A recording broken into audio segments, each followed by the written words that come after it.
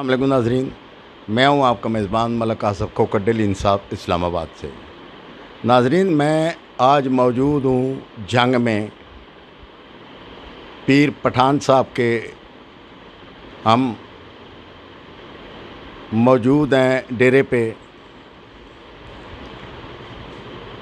سیاست اور دیگر جو مسائل ہوتے ہیں بہت سے پروگرام کیے، لیکن آج ناظرین ہم آپ کو ایک روحانی شخصیت ملوانے جا رہے ہیں کہ بحیثیت مسلمان ہم جو اس ٹریک سے ہٹ چکے ہیں اور دنیاوی مسائل میں اتنے الجھ گئے ہیں کہ ہمیں دین کی طرف جانے کے بجائے ہم دنیاوی کاموں میں بہت الجھ چکے ہیں۔ تو میرے ساتھ موجود ہیں پیر پٹھان صاحب، تو ان سے میں آپ کی ملاقات کرواتا ہوں۔ السلام علیکم پیر صاحب۔ وعلیکم السلام۔ پیر صاحب، میرا پہلا سوال یہ ہے کہ بحیثیت مسلمان ہم یہ جو دنیاوی افراتفریوں میں اور ان معاملات میں ہم الجھ چکے ہیں، آپ کیا سمجھتے ہیں کہ ہم کہاں سے بھٹکے ہیں؟ یہ صرف ہم فرقہ واریت سے بھٹکے ہوئے ہیں۔ اگر جب فرقہ واریت ختم نہ ہو جائے ہم کبھی اکٹھا نہیں ہو سکتے۔ ابھی یہ مسائل ہے پاکستان میں زیادہ، یہ دیوبندی، یہ بریلوی، یہ شیعہ، یہ کون ہے کون ہے، ہم سب ایک مسلمان ہیں۔ بعد یہ فرقہ واریت کا ہم ختم کریں۔ جب فرقہ واریت ختم ہو گیا تو ہم بحیثیت ایک مسلمان ہمیں اکٹھا ہو سکے، اور دنیاوی کاروبار جو ہم ادھر بھٹک چکے ہیں وہ بھی بحیثیت ایک مسلمان اگر ہم صحیح کام کر لیں، یہ کوئی مسائل نہیں ہے، انشاءاللہ سب اللہ تعالیٰ ٹھیک کر لے گا۔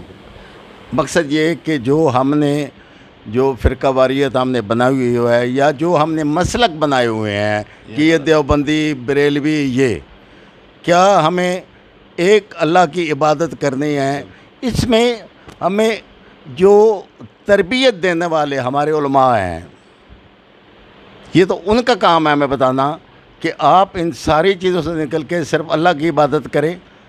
تو جو ہمارے علماء ہیں، کوئی ہمیں بریلوی بنا رہا ہے، کوئی دیوبندی بنا رہا ہے، اصل میں ہمیں کیا کرنا چاہیے؟ تو اصل ہمارا علماء کا کام ہے کہ یہ مسائل ختم کر لیں، اور اگر ہمارا علماء مجبوراً یہ کام اس لیے کرے کہ اس لیے دکانداری نہیں چل سکتا ہے، جب یہ لوگ اپنے دکانداری ختم کر لیں، ویسے تو ایک مسلمان اکٹھا ہو جائے سب ٹھیک ہے۔ ابھی میں بھی کلمہ گو ہوں، دیوبندی بھی ہے، الحدیث بھی ہے، شیعہ بھی ہے، سب ایک محمد کے کلمہ پڑھتے ہیں۔ تو ضرورت کیا ہے کہ ہم فرقے میں پھنسے ہوئے ہیں، یہ شیعہ ہے، یہ فلان ہے، فلان ہے، ایک دوسرے کے پر کافر کا فتویٰ دے رہے ہیں۔ ہم سب ایک مسلمان ہیں، جب تک ہم ایک مسلمان نہ بن جائے مسئلہ ٹھیک نہیں ہوتا ہے۔ مطلب یہ جو ہم ایک دوسرے کو کافر کہتے ہیں، یا پیر صاحب میں اس سوال کو پھر مزید جو ہے آگے لے کے چلتا ہوں کہ پہلے جو ہمارے علماء تھے، ہمارے جو دین کے رہنما تھے، وہ سادہ لباس میں، اور ان کے پاس یہ بڑی بڑی گاڑیاں یا اتنے بڑے بڑے گھر،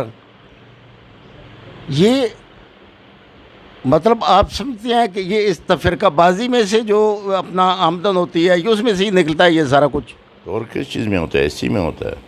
جو مولوی زیادہ ایک دوسرے پر فتویٰ غلط دے دے، اس کے لوگ زیادہ بھی پسند کرے، جو لوگ بھٹک چکے ہیں اس کے زیادہ پسند کرتے اور اسی طرف دوڑتے ہیں، وہ اسی کا پیسہ زیادہ دے رہے ہیں۔ جب تک ہم یہ ختم نہ کر لیں کبھی کچھ نہیں ہوتا۔ ابھی مکان سے کیا بنتا ہے؟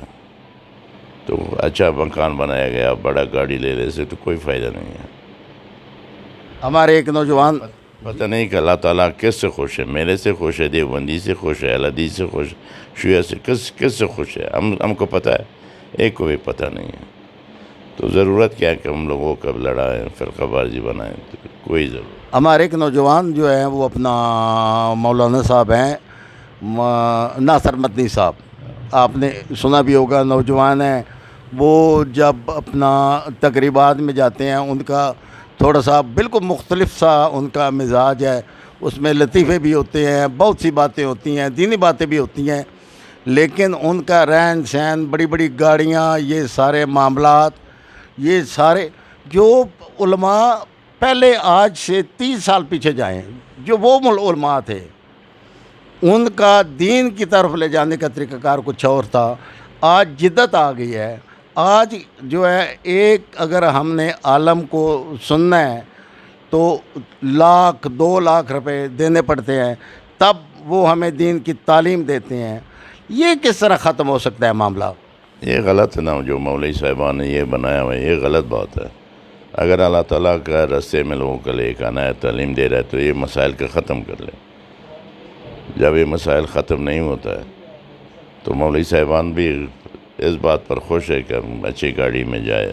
ہر ایک آدمی خوش ہے اچھی گاڑی ہو، اچھے بنگلہ ہو، مگر پیسوں سے نہیں ہے۔ اللہ تعالیٰ تو اس بات پر خوش نہیں ہوتا ہے کہ میں پیسوں سے دین کو بیچ دوں۔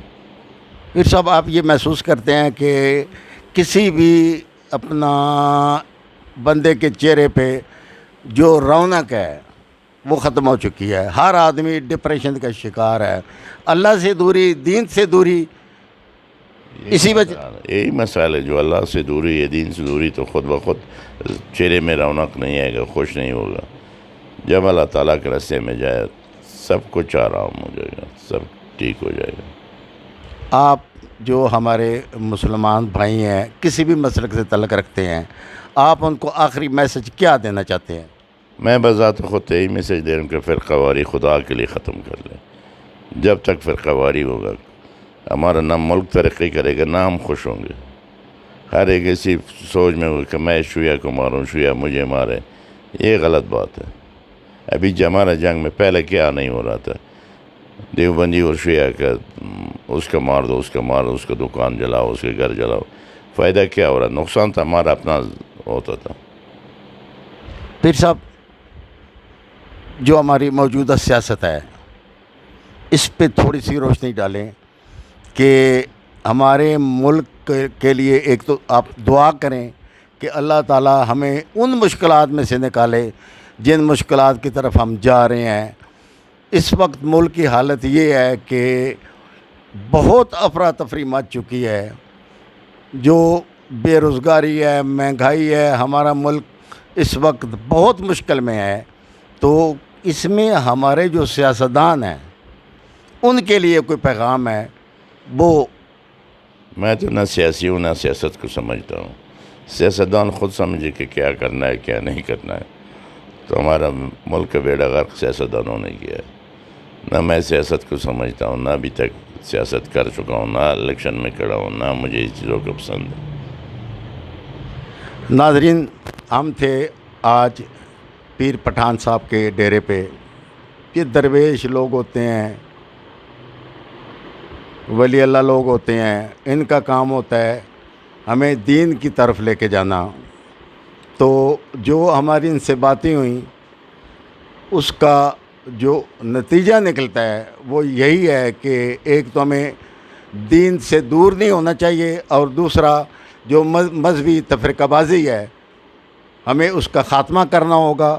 جب تک ہم خاتمہ نہیں کریں گے اس وقت تک ہم بالکل ڈپریشن کے شکار بھی رہیں گے، اور نہ یہ ملک ترقی کر سکتا ہے اور نہ ہمارے ذہن میں سکون ہو سکتا ہے۔ مجھے اجازت دیجیے، انشاءاللہ نئی شخصیت کے ساتھ آپ سے پھر ملاقات ہوگی۔ پاکستان زندہ باد۔